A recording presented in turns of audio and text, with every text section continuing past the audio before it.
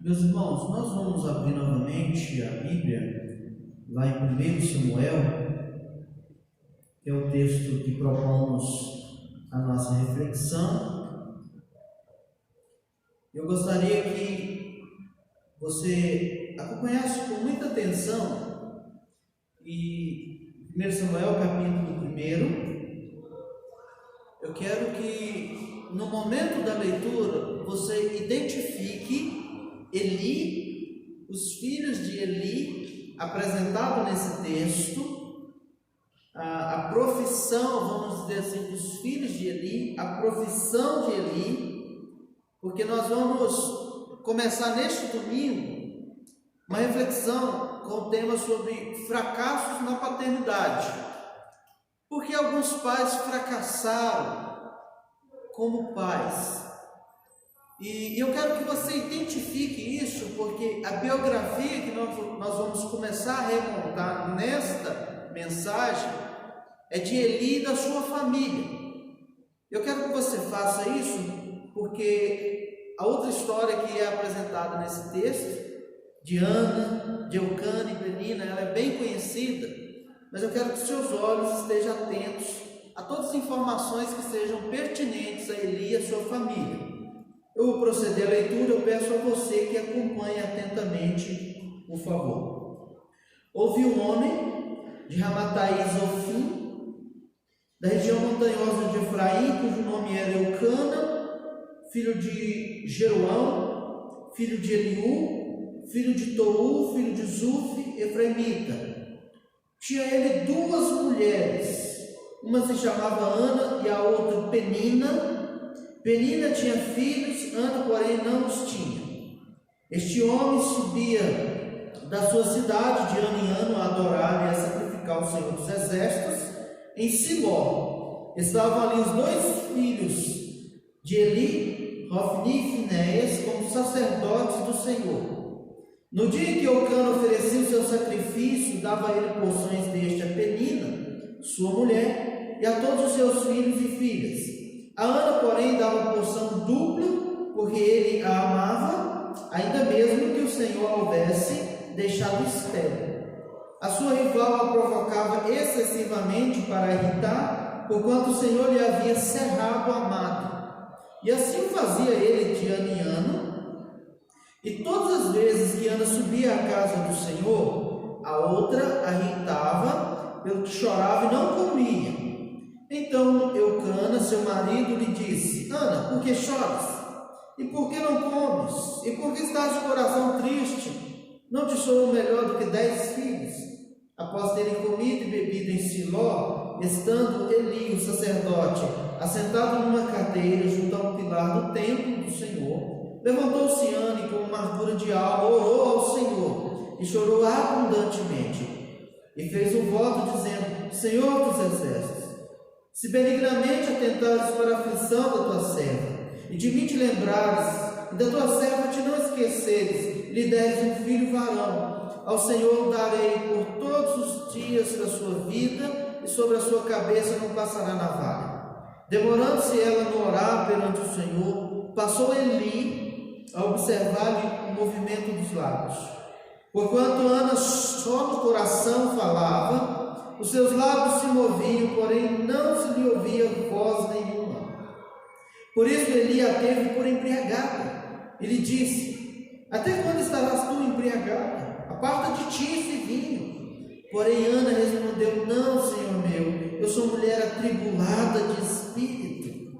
Não bebi nem vinho, nem bebida forte, porém venho derramando a minha alma perante o Senhor.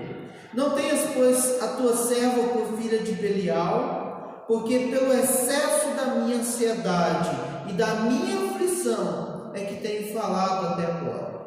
Então lhe respondeu Eli: Vai-te em paz, e o Deus de Israel te conceda a petição que lhe fizeste. E disse ela: Acha a tua serva mercê diante de ti. Assim a mulher se foi seu caminho e comeu, e o seu semblante já não era triste. Levantaram-se de madrugada e adoraram perante o Senhor, e voltaram e chegaram à sua casa a Ramá. Eucana coabitou com Ana, sua mulher, e lembrando-se dela o Senhor, ela concebeu e, passado um devido tempo, teve um filho, a quem chamou Samuel, pois dizia: do Senhor o pedi. Subiu Eucana, seu marido, com toda a sua casa, ofereceu ao Senhor sacrifício anual e cumpriu o seu voto. Ana, porém, não subiu e disse ao seu marido: quando for o menino desmamado, levá-lo-ei para ser apresentado perante o Senhor e para lá ficar para sempre. Respondeu-lhe Eucana, seu marido: faz o que melhor te agrade, fica até que o desmame, tão somente confie no Senhor a sua palavra. Assim ficou a mulher e criou o filho ao peito, até que o desmamou. Havendo-o desmamado, levou consigo, com um novilho de 3 anos, um éfa de farinha, um odre de vinho, e o apresentou à casa do Senhor, a Siló. Era um menino ainda muito criança. Imolaram o novilho e trouxeram o menino Eli. E disse ela: ah, meu Senhor, tão certo como vives, eu sou aquela mulher que aqui esteve contigo, orando ao Senhor.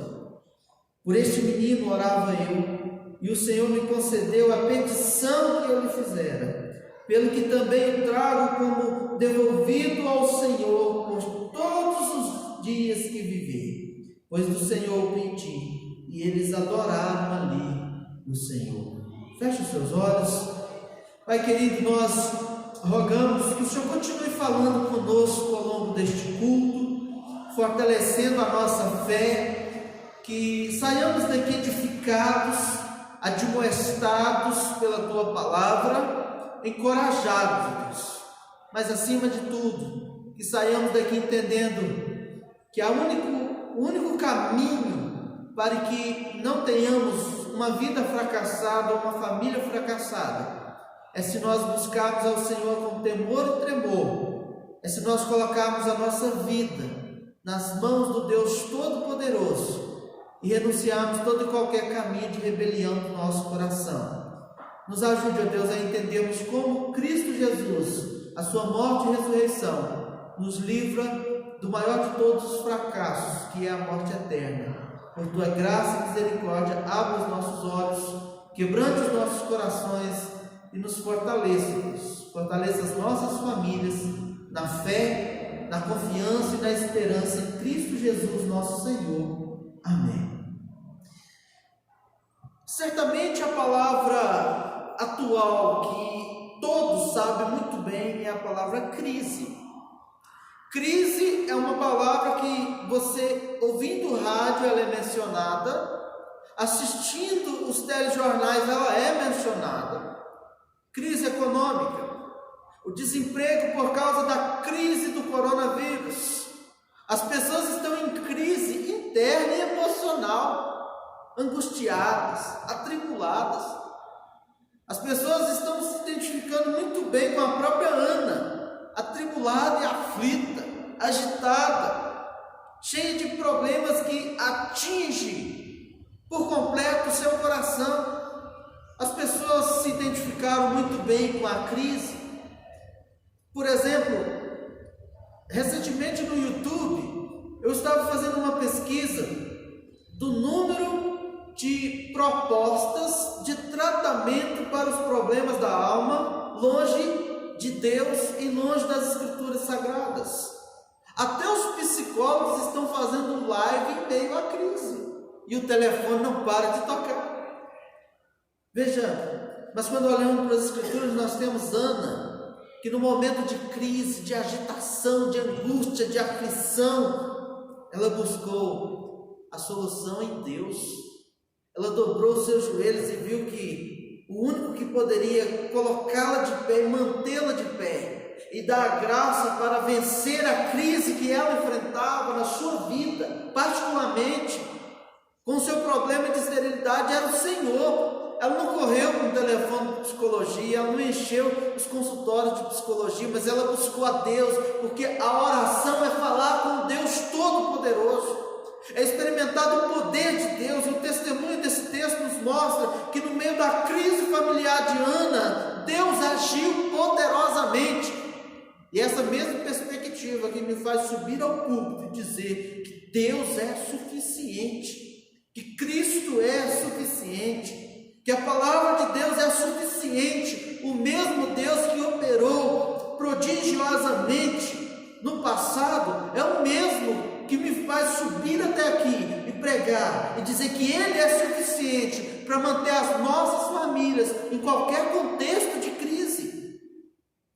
Atualmente, você lendo os jornais online, você assistindo o jornal na televisão, você percebe crises, aquecimento global, crises hídricas, crises no petróleo, agora a gasolina estava baixa, aumentou tudo e o povo reclama, o povo xinga e tem sempre um culpado.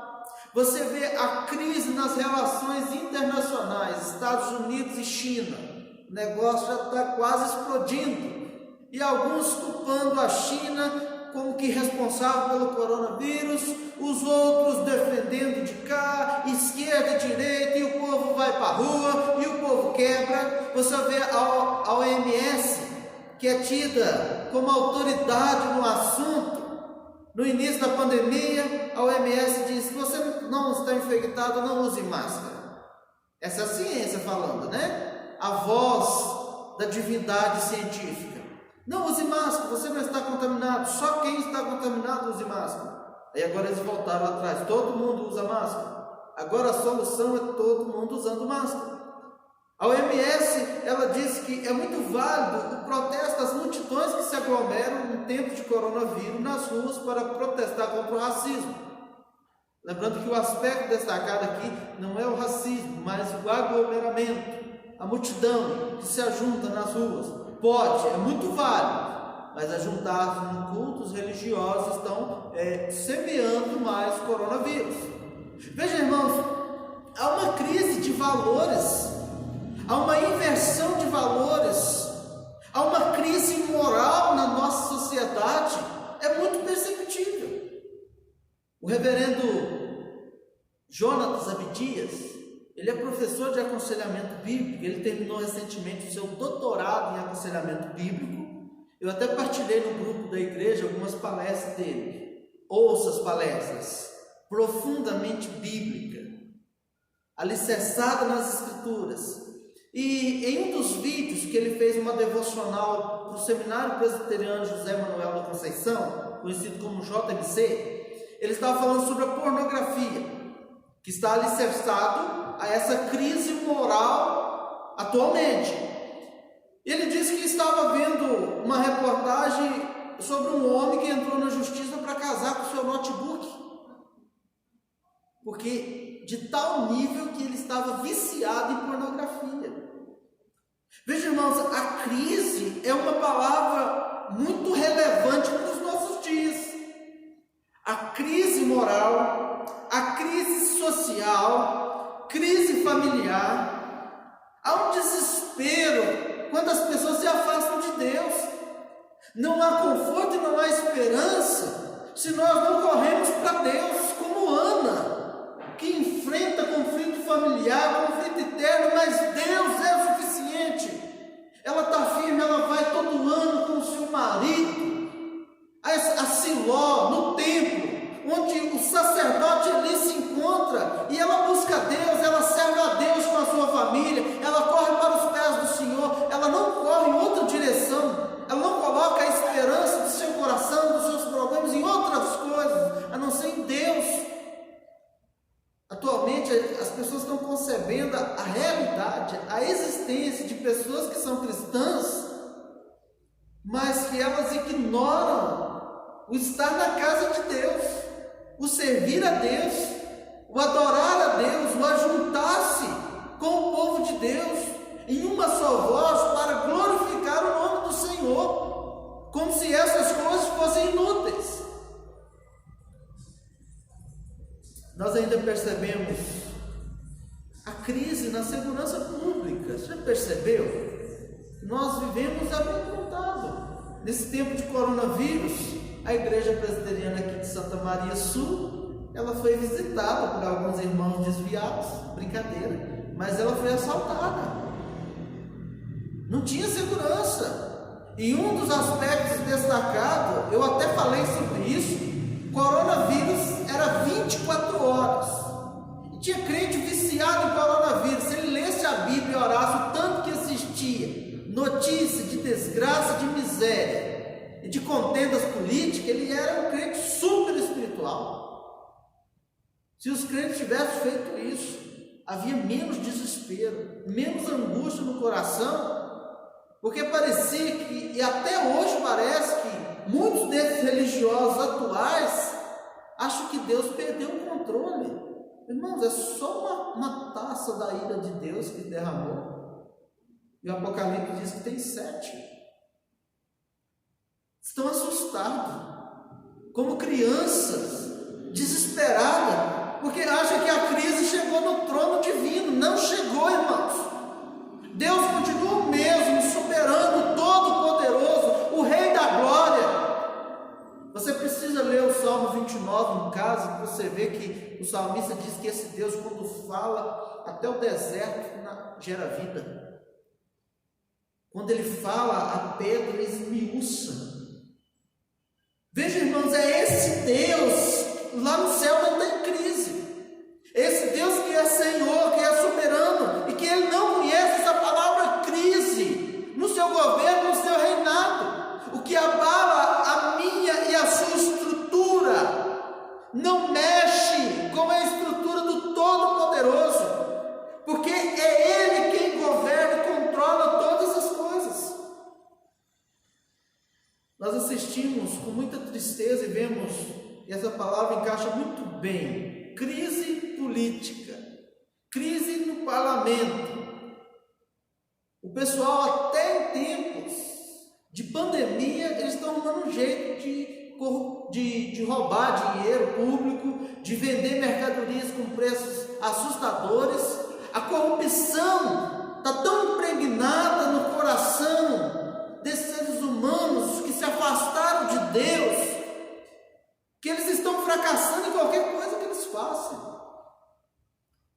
Eu estava outro dia conversando com a minha cunhada e meu cunhado, que estão nos Estados Unidos, e ela falando como é que as coisas lá funcionavam, né?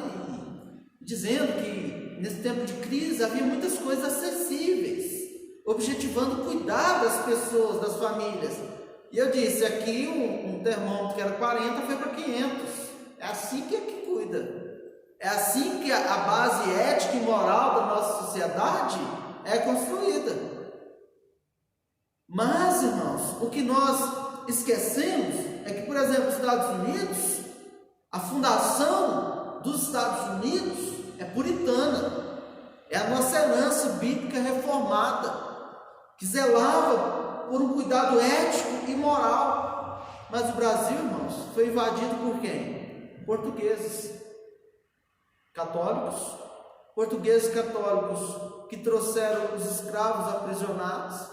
A forma como nós fomos invadidos e as coisas foram acontecendo é quem manda mais vai entrando e armando a barraca. Nos Estados Unidos não foi assim, irmãos. Nos Estados Unidos as coisas foram centralizadas em Deus, em valores éticos e morais nas Escrituras. Embora tanto nos Estados Unidos como aqui há grandes deficiências, há grandes questões culturais, sociais que precisam ser levantados e debatidos, mas não é nem um ponto aqui, porque senão ficaríamos só nesse aspecto de debater escravidão, de debater o abuso, principalmente com os índios, as terras que eles habitavam, o racismo e tantas outras coisas que daria várias palestras, mas não é essa crise que eu quero falar. Estamos falando esses assuntos para que possamos entender, irmãos, que a solução maior que vive essa sociedade, ela atinge a família. Nós precisamos abrir os nossos olhos e entender que se não começarmos a cuidar da nossa família, os próximos a endossar essa lista gigante de famílias fracassadas que se afastaram de Deus e que buscaram a solução em outros caminhos, em atalhos autodestrutivos, talvez pode ser a minha e a sua. E é por isso que estamos aqui enfatizando, destacando aspectos que a nossa família precisa de sólida instrução. Precisamos recordar aos filhos, precisamos relembrar essas verdades e avivá-las no meu e no seu coração destacar o papel do pai, da mãe, dos filhos na família. Família é bênção de Deus. Eu amo a minha família e eu espero que no final dessa pregação você saia amando muito mais a sua família, o seu cônjuge, os seus filhos. É assustador ver que o fracasso atinge as famílias quando você percebe pais solteiros, jovens que nem arrumaram um emprego, nem aprenderam o que é responsabilidade da vida, de manter uma casa, já se encontram grávidas. Irmãos, é muito triste, porque um filho crescer num lar desestruturado, um filho crescer sem cuidar da presença dos pais. Hoje pela manhã nós destacamos os deveres dos pais.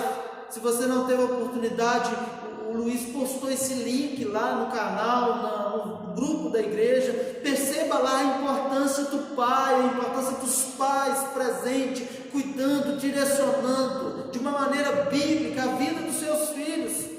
Você que é pai, volte lá, ouça essa mensagem, ore, peça a Deus: eu quero ser um pai assim, segundo o coração de Deus. Mas nós percebemos, irmãos, que quando a crise invade a família, os valores vão sendo negociados, os casamentos sendo destruídos, desfeitos, adultério, divórcio, os vícios da pornografia que destrói o casamento. O indivíduo pessoalmente é destruído pela pornografia, que se torna um escravo, a ponto de vermos o caso do cara que quer casar com um notebook. Ele está louco. Se isso não for loucura, eu não conheço definição de loucura. Nós vemos no âmbito familiar, e tão relevante hoje, o homossexualismo. A Rede Globo, com todas as suas programações, quer convencer você que ser gay é legal. Mas a Bíblia diz que isso é abominação ao Senhor. Você já conversou sobre o homossexualismo com seus filhos, com suas filhas, na sua família? Você já ensinou biblicamente isso? Mostrando que esse comportamento, eu estou falando do comportamento, eu não estou falando do indivíduo, eu estou falando do homossexualismo, é o comportamento, a relação sexual entre dois homens e entre duas mulheres. Não funciona, porque não é bíblico, é contrário ao padrão de Deus. Porque quando o assunto é o homossexual, Jesus transforma, Jesus salva, Jesus liberta, Jesus muda essa vida. Essa é a nossa pregação, irmãos. Essa é a palavra de esperança para aqueles que estão escravizados a esse pecado, a esse relacionamento ante Deus.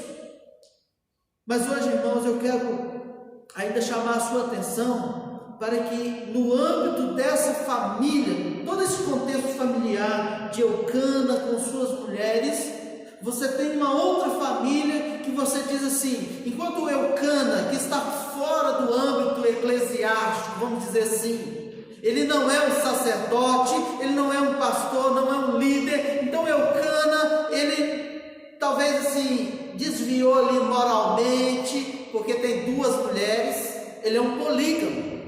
Eucana, ele exemplifica exatamente o contexto de decadência, de crise moral que invadiu o contexto do povo de Deus, principalmente a começar no período dos juízes, e aqui você ainda está nesse período. É um período que a Bíblia descreve como de grande declínio espiritual. O povo abandonou Deus. Todo declínio começa com o abandono de Deus. Toda pessoa que mergulha numa depravação moral, numa vida promíscua, ele já abandonou Deus antes de afundar nesse abismo da autodestruição, da lama do pecado. E Juízes, uma das expressões que aparece em Juízes é que cada um fazia o que achava melhor. É exatamente isso. Eucana é apresentado logo de início no 1 Samuel, dizendo que ele tinha duas mulheres, a mulher estéril, e ele queria ter filhos. Então qual a possibilidade dessa mulher, que não podia ter filho, qual a possibilidade dele ter filhos? Ele tinha que arrumar outra. Eucana propõe uma solução para a crise, mostrando claramente o seu declínio moral, o seu declínio espiritual, porque abriu-se brecha para a poligamia. Irmãos, nós precisamos entender o assunto tanto no aspecto histórico, em que o texto foi escrito, como no aspecto bíblico. Historicamente, o contexto era de declínio. Historicamente, esse declínio moral que já vem de longas datas, você tem aqui nesse contexto Sansão, você tem Gideão, você tem Jefté, você tem o caso do cara que na cidade chegou os visitantes na casa deste habitante lá da cidade, e chegou vários homens que queriam abusar do homem que chegou na casa.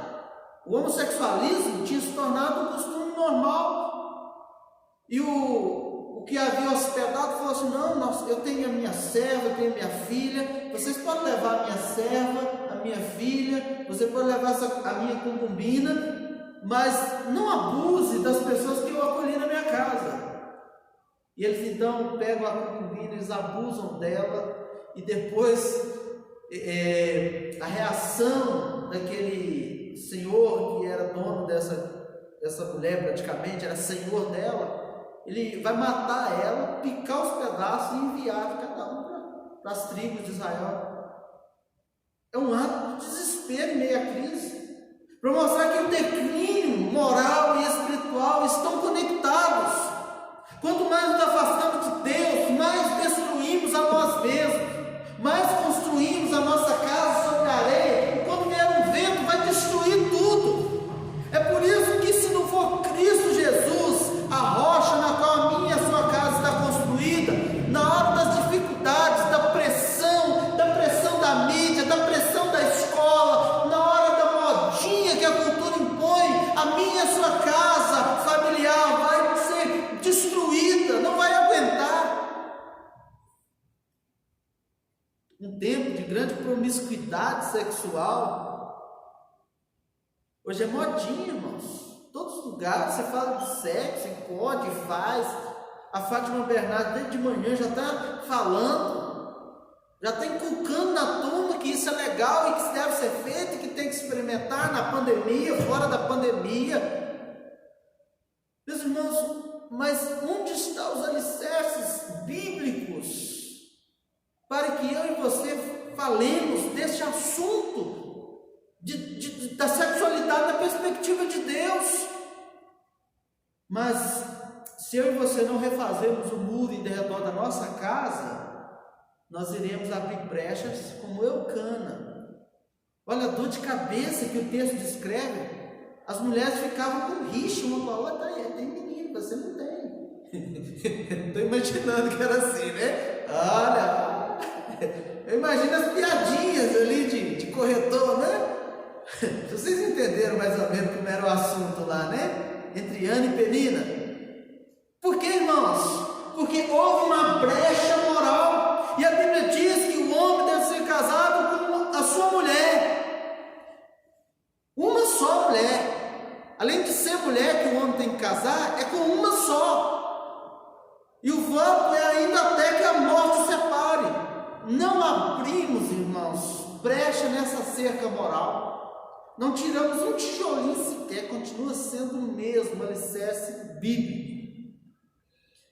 Eu estava na parte da tarde agora assistindo o culto da igreja de Pinheiros, né? Eu gosto sempre de fazer o seguinte: como é eu que prego, então alguém tem que pregar para mim, né? Eu preciso também assistir pregação, eu preciso ouvir alguém pregando. E eu gosto de escutar os cultos, as pregações da igreja presbiteriana de Pinheiros, que eu considero particularmente uma das melhores igrejas presbiterianas na atualidade, por ser uma igreja bíblica, uma igreja equilibrada em termos de liturgia, canta louvores, canta hinos, bem parecido com a nossa dinâmica de culto, e uma pregação bíblica, pastoral, prática. E o reverendo Arival Dias Casimiro contando que alguém perguntou-lhe assim: pastor, o senhor faz casamento misto? Ele falou: eu só faço casamento misto, entre um homem e a mulher. Percebeu, né, a conexão? É exatamente isso, não abrimos mão desses princípios e fundamentos que são basilares da nossa família. Mas quando nós olhamos, irmãos, para Eli, a corrupção chegou também lá no sacerdote. A corrupção chegou na casa do crente.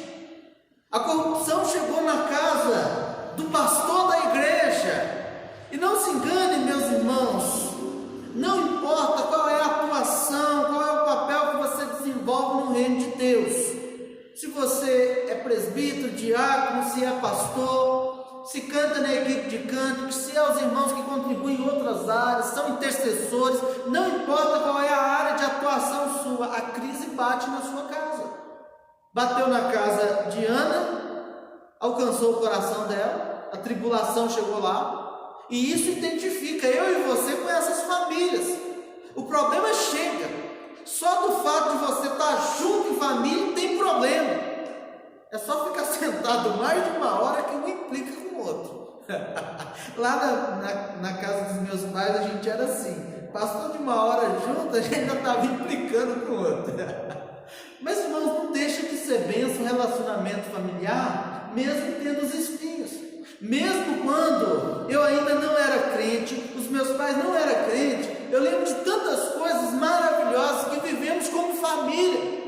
Família é bênção de Deus, mas família enfrenta problemas. Aquela família que não tem problema, atira a primeira pedra. Todas têm. Mas Eli era um homem que tinha tudo para ser um grande pai. Olha só. Lá em Minas, sabe como diria? Eli tinha a faca e o queijo na mão, mas não soube cortar. Era assim. Você já escutou essa expressão? Eli tinha tudo para ser bênção, para ser um grande pai, para ser aquele pai que a gente fala assim, esse homem de Deus, que pai abençoado. Mas não foi assim no final. Olha só, a família do sacerdote Eli, ela era um exemplo de uma família que tinha tudo para dar certo, mas no final entrou em crise, desintegrou-se. A família de Eli fracassou e de uma forma assustadora. A família de Eli foi destruída por causa de atitudes, de escolhas e de brechas que se abriu ao longo da vida espiritual, moral, social desta família. Embora Eli tenha sido um grande homem, ele fracassou como um pai. Olha só, ele era famoso fora dos portões da sua casa, mas dentro de casa ele era um perdedor, ele fracassou. Que alerta importante para nós. Talvez você já tenha aí uma formação acadêmica, talvez você já colocou um certificado belo na parede, mas a questão é, qual é o certificado como marido, como esposa, como pai, como mãe ou como filho você tem na parede do seu coração? É possível ser um excelente profissional lá na rua, ser respeitado no local de trabalho, mas dentro de casa ser um pai e uma mãe derrotado, fracassado, desintegrado eticamente e moralmente, vazio de Deus, raso na sua espiritualidade. Eli cuidou dos outros, mas esqueceu da própria casa. São muitos os exemplos, irmãos, de pastores que cuidam bem da igreja, mas não cuidam da sua família, não cuidam do seu casamento. Está cada vez mais difícil encontrar pastores que pregam sobre família, sobre casamento, pastores que pregam aos filhos dos outros, mas não conseguem pregar e cuidar dos seus filhos. Lembro de um testemunho de John Piper, pastor batista, reformado, norte-americano, inclusive agora ele já está bem velhinho, excelente pastor, excelente pregador, ouça as suas pregações, ouça o seu devocional Alegria Inabalável, que está lá no YouTube, bênção, densamente bíblico. Ele disse, contando a sua experiência com a sua família, que certa feita o filho dele havia abandonado a igreja, desviou, e ele tirou um tempo, pediu licença à igreja, um período sabático, ele foi orar e jejuar diante de Deus, e clamar misericórdia de Deus. Ele disse: ó Deus, o Senhor traz o meu filho de volta, ou remove de mim a minha vocação, porque não tem como eu ser pastor da igreja e perder o meu filho. Ele não aceitou a derrota do seu filho, ele não ficou com os braços simplesmente cruzados, esperando a vida me levar, a vida levar o meu filho. Ele foi orar e buscar a Deus, e ele conta que em uma madrugada orando, o telefone tocou, era o filho dizendo: pai, me busca aqui, porque eu não sei o que eu estou fazendo aqui, eu não quero ficar aqui. E o filho desesperado, e ele foi lá, trouxe o filho. Meus irmãos, o exemplo de John Piper está na contramão de Eli, que acostumou com as coisas sagradas, com a dinâmica das atividades religiosas, mas esqueceu dos filhos, esqueceu de cuidar da própria casa. Eu quero então destacar alguns pontos que eu e você precisamos acender aquela luzinha vermelha que fica assim rodando e piscando. Você sabe qual, né? Aquele alerta dizendo: olha o perigo aí. Ele tinha uma posição muito respeitada. O capítulo 4 de 1 Samuel, verso 18, diz assim: ao fazer ele menção da arca de Deus, caiu Eli da cadeira para trás, junto ao portão, quebrou-se-lhe o pescoço e morreu, porque era já homem velho e pesado, e havia ele julgado a Israel. Nós vamos voltar ao assunto desse versículo, na parte inicial, mais à frente. Mas o texto diz que havia ele julgado a Israel. Ele era o juiz, ele ocupava uma posição importante. Quando havia demandas e questões delicadas, éticas e morais entre as famílias, eles iam até Eli. Eli era o juiz. Eli emitia valores, ele julgava a ética e a moral e os relacionamentos dos outros, mas esqueceu dele. Corremos o risco de ser assim, bons religiosos que falam: olha lá, o povo está fazendo isso lá fora, o povo está fazendo isso lá, mas e eu? E a minha vida? Talvez a gente pode ter uma posição aparentemente respeitada, principalmente numa geração que valoriza imagem, status. As pessoas correm atrás disso, as pessoas querem um pedestal para ficar lá, serem aplaudidas. Mas a questão é que há muitos que são respeitados lá fora e que são derrotados, fracassados dentro da própria casa. Achei interessante que nesse período de coronavírus, a idolatria do ser humano ela é muito latente. Não confunda idolatria com reconhecimento de méritos. Não confunda idolatria com você honrar aqueles que são merecedores de honra. E o pessoal idolatrou muito a turma da saúde. Eu não estou falando de honra, eu não estou falando de reconhecer o trabalho honrado, o trabalho importante que os profissionais da saúde fazem, mas eles só respiram porque Deus os mantém, eles só estão lá porque Deus os preserva, eles só têm aquela coragem porque aquela coragem aponta para o Deus Todo-Poderoso, porque eles são a imagem e semelhança de Deus como todos nós, mas a posição deles não pode ser confundida, são respeitados lá.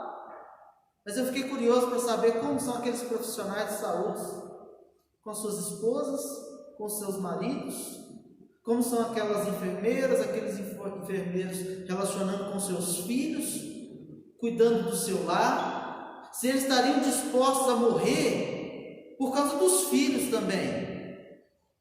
Porque é muito fácil eu colocar o nariz lá e mergulhar numa atividade. mas esquecer da minha casa. Eli fez isso. Eli ocupou duas funções muito respeitadas. Ele foi sacerdote e juiz. Duas funções, irmãos, que o pessoal fala assim, ó, gente, esse é o top. Essa aí é as funções hoje ocupadas por ministros da justiça. Ele foi um líder nacional, um homem com muitas demandas na sua agenda, demandas do templo, demandas nacionais, porque ele estava entre o povo, ele estava criando pontes, ajudando a resolver os problemas nacionais de Israel, mas com as coisas de Deus, ele também estava lá envolvido. Ele manteve essa posição respeitável durante 40 anos. O texto diz que ele havia julgado Israel durante 40 anos. Não foi 40 dias, não foi uma quarentena, foram 40 anos, não foram 40 meses. Todavia, o sucesso profissional deste homem não garantiu um sucesso familiar. Outra lição que Eli nos apresenta, a vida dele nos apresenta. Eli era um homem crente. Olha só, primeiro ele tinha uma profissão, uma posição respeitada, mas ele também era um homem crente. A faca e o queijo na mão. Esse homem vai ser bênção, vai deixar grandes legados na sociedade. Diz assim, 1 Samuel 2,11: Então Eucana foi-se a Ramá, a sua casa, porém o menino ficou servindo ao Senhor perante o sacerdote Eli. Ser sacerdote, irmãos, significava que era alguém de uma genealogia específica, de uma linhagem específica. E esse sacerdote, ele tinha relacionamento com Deus. Esse sacerdote era alguém que representava o povo diante de Deus. Se o povo quisesse cultuar a Deus, tinha que passar pela pessoa do sacerdote humano, naquele contexto específico da revelação bíblica. Ele era um homem que instruía o povo na palavra de Deus. Olha só, ele era o povo que ensinava as famílias a cuidar uns dos outros, a viverem de acordo com a vontade de Deus. Era um homem que intercedia pelas pessoas, orava. O nome de Eli significa Jeová é o meu Deus. Até o nome é crente, irmãos. Jeová é o meu Deus. Ele era um homem de fé. Ele era a boca de Deus. Certo dia, o texto nos mostrou isso muito bem. Ana disse o seguinte, olha só, ouviu o seguinte, após relatar o seu problema. Ana ouviu o seguinte de Eli, preste atenção, capítulo 1, verso 17: Vá em paz para a tua casa, e o Senhor lhe conceda a petição que lhe fizeste. Olha que interessante. E Ana, diz o texto bíblico, que concebeu e deu à luz a Samuel. Já pensou, irmãos? Vocês pediram oração para o pastor, e o pastor fez uma oração e falou: vá em paz, Deus conceda. Irmãos, não é qualquer um, não. O cara era crente. Nesse momento, nesse contexto, você percebe que ele tinha tudo para ser um pai singular. Tinha tudo, irmãos. A faca e o queijo na mão. Não esqueça disso. Ele tinha poder e autoridade espiritual, diz o texto bíblico, o testemunho bíblico. Mas aqui nós temos um alerta. Há homens que são religiosos, que são crentes, que desenvolvem uma relação vertical, mas negligenciam os relacionamentos horizontais. Há pais, há crentes que se relacionam bem com Deus, mas são péssimos para relacionar com a família, com os pais, com os cônjuges. Há homens e mulheres de oração que sabem falar com Deus, mas não conseguem conversar com as pessoas, ou com os próprios filhos. Há homens, há mulheres religiosos que têm intimidade com o céu, mas que já perderam muito contato com a terra. Já viu aquele crente que ele parece que ele vive alienado? Para ele é só o céu, mas ele esquece que tem esposa, ou que a esposa esquece que tem marido. Então, se o Jesus que você conhece, se a religião que você tem como uma religião verdadeira, ela não impacta, ela não melhorou a sua vida, você não deixou de ser aquela pessoa insuportável para ser uma pessoa mais tragável, se ela não melhorou a sua vida, o seu casamento, a forma como você lida com o dinheiro, a forma como você lida com as pessoas, a forma como você administra o seu tempo, você não está se relacionando com Jesus das Escrituras. Não é cristianismo isso não, tem outro nome. Então não siga pelas pegadas de Eli naquilo que ele abriu brechas. Não vá pelos caminhos de Eli naquilo que ele tirou tijolos que são essenciais da sua ética, da sua moral, da sua crença. Há pessoas que estão dentro de igrejas, mas perdidos. Há pessoas que são como Judas Iscariotes. Elas ouvem de Jesus, escutam belos sermões, participam da ceia, mas são filhos da perdição. A terceira lição que mostra que Eli tinha tudo para ser um pai, a faca e o queijo na mão, é que Eli era um homem espiritualmente sensível. Irmãos, isso é lindo. Olha o que o texto diz, 1 Samuel 3, 8 e 9, dá um testemunho da sensibilidade espiritual do sacerdote Eli.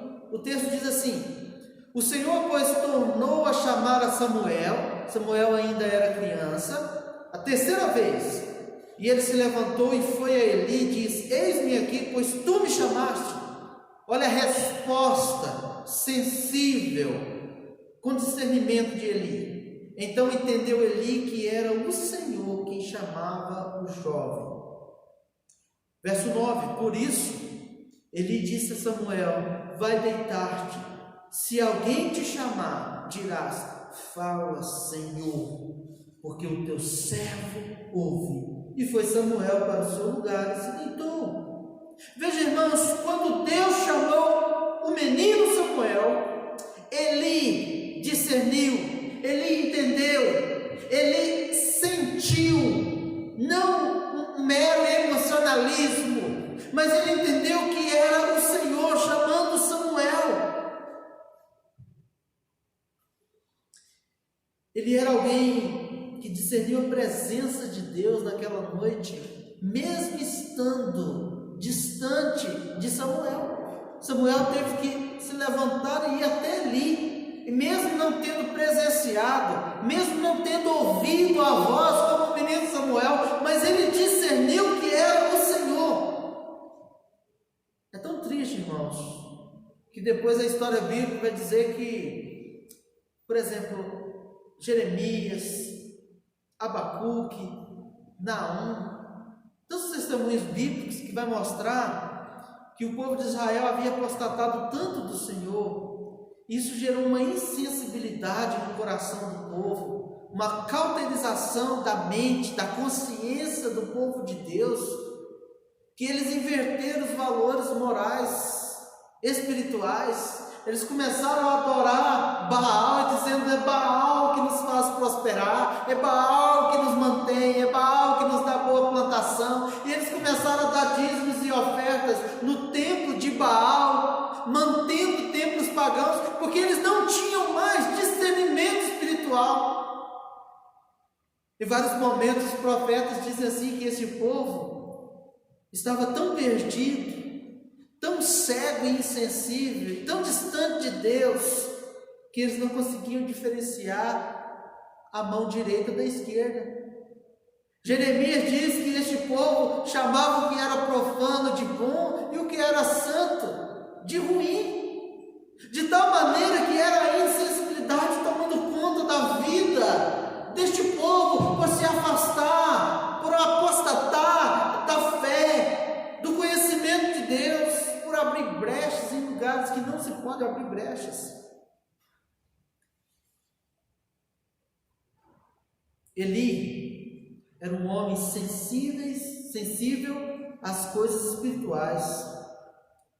O testemunho inicial nos mostra que ele conhecia o Senhor, por isso discerniu que era a voz do Senhor e não era outra voz. Hoje, irmãos, é uma luta para ensinar o povo a confiar nas Escrituras, que as Escrituras foi dado também para aconselhar a nossa vida na hora do sofrimento, das angústias, das tribulações, das ansiedades, das lutas da vida. É uma luta pastoral, irmãos, porque perdeu a sensibilidade espiritual. Não existe mais pecado, porque a psicologia já chama de doença. Não existe mais essas questões espirituais. Você nem precisa recorrer a Deus. A gente tem a farmácia, tem dinheiro no bolso e tem a medicina, porque nos falta discernimento espiritual. No meu trabalho de conclusão de curso no seminário, eu estou voltando à raiz da nossa fé reformada.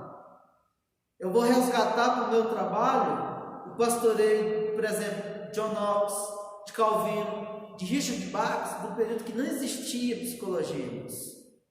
E esses homens, eles dão demonstração de que são homens de Deus, porque eles viviam, escreviam, pregavam e pastoreavam de joelhos no chão. E eles eram homens comprometidos com as Escrituras, e as suas ovelhas não eram deixadas de lado no cuidado quanto ao aconselhamento nas suas lutas, no seu sofrimento. Hoje nós temos tantos pastores Nutella, irmãos, que não são pastores reclamados, que de púlpito elogia psicologia, ama a psicologia. O reverendo Jonas Abdias, que é doutor na área, eu não sou nada, né? Eu só bebo, eu estou igual aquele desenho infantil do João e o Pé de Feijão. Eu só me aproprio dos gigantes. O máximo que eu faço é sentar no ombro dos gigantes para ver se eu enxergo mais longe. A gente tem que ser assim, andar em boas companhias. E o Jonas Abdias, ele destaca que a importância das Escrituras alicerçar cada momento da nossa caminhada. E ele argumenta que um dos aspectos essenciais para o cristão é que o Espírito Santo habita o coração do crente.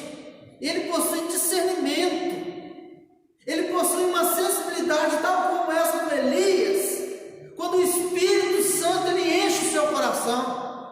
Por isso que aconselhamento bíblico é acompanhado de revisão da vida com Deus, da necessidade do Espírito Santo encher o meu e o seu coração para discernir a voz de Deus, para discernir a voz do Supremo Pastor falando e conduzindo as suas ovelhas. Na psicologia você não tem isso, irmãos. Você tira Deus, centraliza o homem, centraliza a solução e a resposta no coração do homem. Mas no aconselhamento bíblico, na vida cristã, hoje nós aprendemos que uma das palavras que o apóstolo Paulo usa para dizer que os pais devem admoestar os filhos é a palavra notecia, no grego, e ela significa encorajar, aconselhar, falar. É isso, exatamente isso que nós fazemos. Exatamente isso, irmãos, que precisamos para caminhar, para a gente não cair nos erros que ele caiu, para não sermos os próximos religiosos que cuidam de tantas coisas, mas esquece da vida. Como está a sua vida com Deus? Como está o seu relacionamento com Deus? Como está a sua família, o seu casamento, os seus filhos? Isso é cristianismo. Isso que de fato é cristianismo. Numa geração, irmãos, que os filhos tratam os pais com desrespeito. Cristianismo é você honrar seu pai e sua mãe. Numa geração que os pais são utilitaristas, amam mais o dinheiro, o emprego, amam mais o concurso público ou qualquer outra coisa do que os filhos. Você vai para sua casa, cuida dos seus filhos, seja uma boa dona de casa que ama os seus filhos, que cuida do seu esposo, seja um marido cristão que ama a sua esposa como Cristo amou a igreja. Isto é cristianismo. Esqueça esse negócio de fazer um monte de coisa. Faça aquilo que Deus ordenou, viva o propósito de Deus, e você verá que não somente você tem a faca e o queijo na mão, mas que você vai saber, como um bom mineiro, saborear uma fatia de queijo com um pouquinho de café e sentar de lado das pessoas mais maravilhosas, sua esposa e seus filhos. Pensa só, faça isso. No dia do Senhor, tire tempo para o Senhor e para a sua família. Tire tempo para conectar o Senhor com a sua família, na hora do almoço. Alguém estava dando um testemunho da espiritualidade dos neocalvinistas nos Estados Unidos. Sabe como eles faziam, irmãos? No café da manhã, era uma oração, uma leitura de um texto bíblico. Na hora do almoço, orava com a família, lia um texto bíblico. Irmãos, o que fortalece a nossa fé é estar bebendo da fonte. Você precisa de discernimentos, não vem, irmãos, por osmose, é você e Deus, você e o Papai do céu, você em relacionamento, você em comunhão, é o Espírito Santo na sua vida. E Eli tinha isso, o texto está dizendo que ele discerniu, ele sabia que era Deus, não era um falso profeta, não era enganação. Não era um pseudo-apóstolo vendendo caroço de feijão, irmãos, era Deus, era Deus. Porque hoje, quando você vai falar de Jesus, das Escrituras, o cara tem a referência ao caroço de feijão sendo vendido por R$1.000. Igreja? Esse negócio de igreja, de pastor? Não, irmãos. No meio dessa corrupção toda, Deus mantém e preserva os seus. Existe pastores, homens de Deus hoje, irmãos. Há muitos pastores sérios, há muitos pastores que levam a sério a pregação do Evangelho e o compromisso em pregar a palavra de Deus, as Escrituras, de confrontar, de não agradar o coração do homem que gosta tanto de ser agradado. Há homens de Deus comprometidos com Deus, com o Rei de Deus, e é por isso que Satanás levanta o falso profeta vendendo feijão.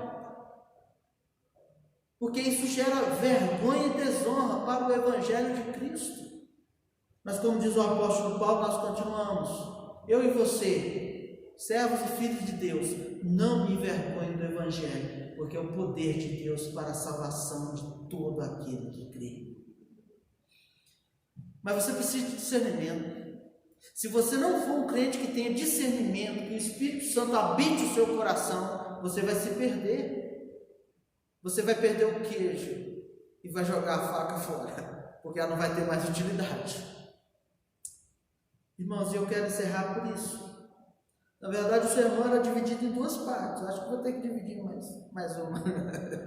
Mas eu quero encerrar dizendo que Deus já nos deu tudo o que precisamos, irmãos. Nós temos uma Bíblia. Olha só. Você sabe quantas pessoas morreram para que essa Bíblia em português chegasse na sua mão? Você já parou para pensar? Isso é importante, irmãos, porque a providência de Deus fez com que a sua palavra fosse revelada, registrada.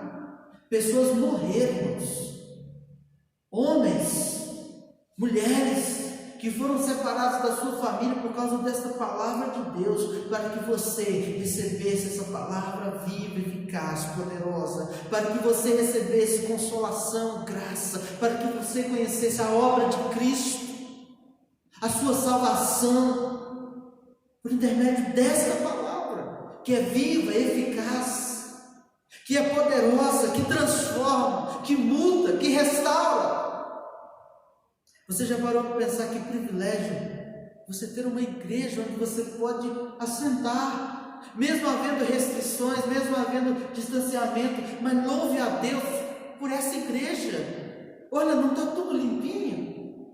Quando tudo aqui foi projetado, desde o início da semana, quando eu abro a Bíblia para definir o que eu vou pregar no domingo, na segunda-feira eu já faço isso.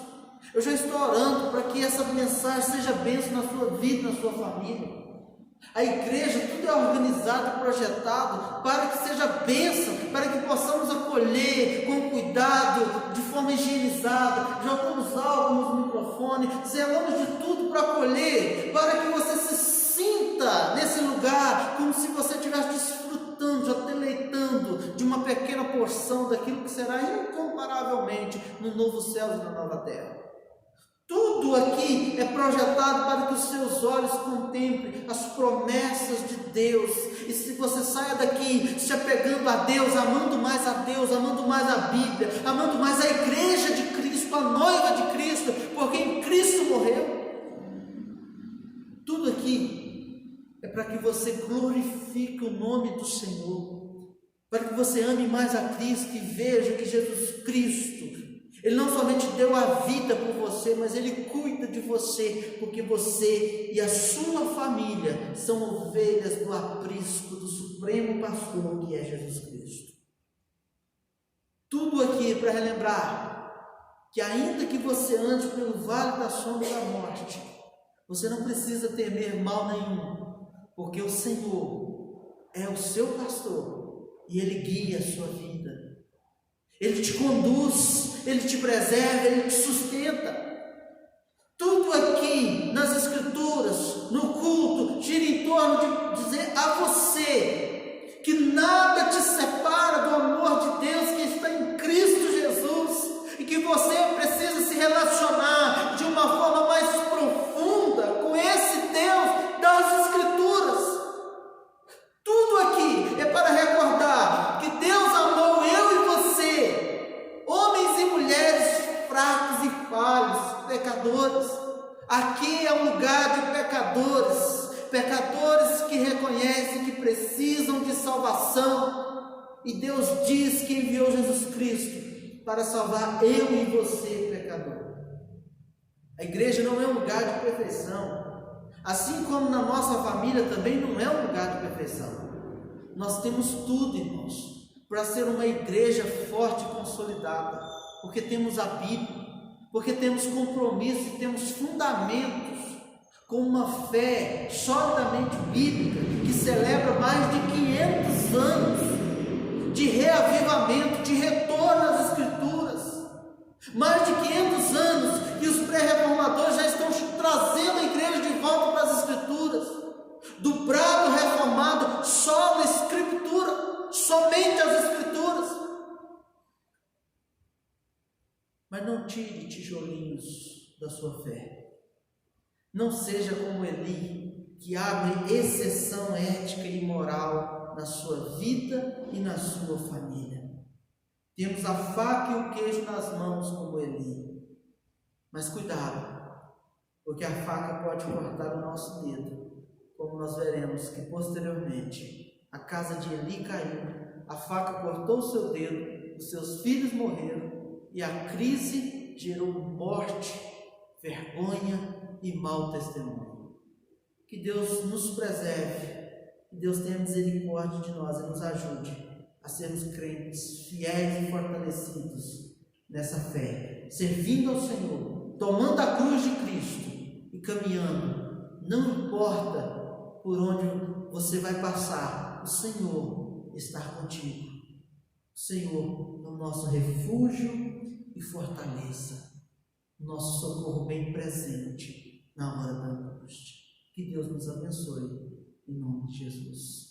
Eu quero convidar a equipe de cântico novamente, nós cantarmos esta paz que nós sentimos na nossa alma. Ela é porque o Senhor está conosco e cuida de nós. Vamos cantar alegremente. Eu vou fazer uma oração enquanto os irmãos estão vindo, e depois cantaremos juntos, e o culto está encerrado após este louvor. Feche seus olhos, vamos colocar de pé, você que pode, vamos colocar de pé. Obrigado, Senhor, por Tua palavra preciosa. Obrigado por aprendermos, ó Deus, à luz do exemplo de